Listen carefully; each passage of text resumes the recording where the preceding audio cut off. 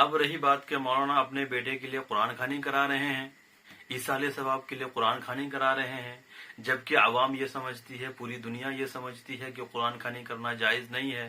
تو مولانا کے اس عمل کو ہو سکتا ہے کچھ لوگ دلیل بنا لے، اور دلیل بنا کر اس عمل کو لوگ کرنا شروع کر دے کہ اتنے بڑے عالم جو کروڑوں کے دلوں میں راج کرتے ہیں، اتنے بڑے عالم جب قرآن خوانی کر رہے ہیں تو ہو سکتا ہے قرآن خوانی جائز ہو۔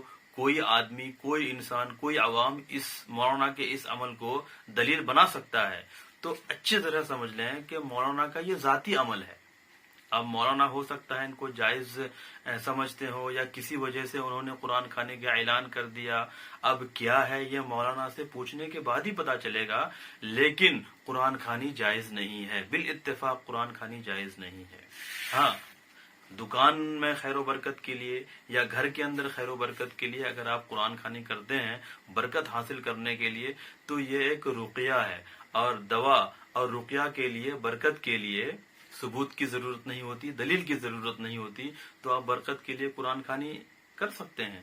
لیکن میت کو ایصال ثواب کے لیے، ثواب پہنچانے کے لیے میت کو قرآن خوانی آپ نہیں کر سکتے، اس لیے کہ قرآن میت کو ثواب پہنچانا یہ والا عمل ایک عبادت ہے، اور عبادت کے لیے دلیل کی ضرورت پڑتی ہے، اور قرآن خوانی میت کو ثواب پہنچانے کے لیے ہمارے پاس اوپر سے کوئی دلیل نہیں ہے۔ حضرت ابو بکر کے انتقال پر حضرت عمر نے کوئی قرآن خوانی نہیں کی، حضرت عمر کے انتقال پر حضرت عثمان غنی نے کوئی قرآن خوانی نہیں کی، صحابہ میں کوئی قرآن خوانی کا ثبوت نہیں ملتا، تبع تابعین میں کوئی قرآن خوانی کا ثبوت نہیں ملتا۔ تو جو بھی عبادت ہوگی، عبادت کے لیے، ثواب کے لیے دلیل کی ضرورت ہوتی ہے، بغیر دلیل کے آپ عبادت نہیں کر سکتے۔ میت کو ثواب پہنچانے کے لیے دلیل کی ضرورت ہوتی ہے، اور ہمارے پاس اس کی کوئی دلیل نہیں ہے۔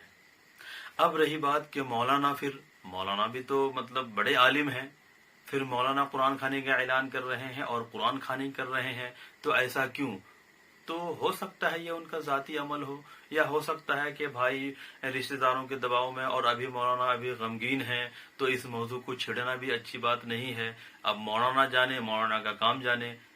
اب اس عمل کی وجہ سے ہم مولانا کو برا بھلا کہیں، اور مولانا کی اتنی قربانیاں، مولانا اتنے دن سے کام کر رہے ہیں، دین کی خدمت کر رہے ہیں، اللہ تبارک و تعالیٰ نے مولانا سے اتنے دین کی خدمت لی ہے کہ اب اس عمل کی وجہ سے مولانا کی ساری خدمتوں پر پانی پھیر دینا یہ اچھی بات نہیں ہے۔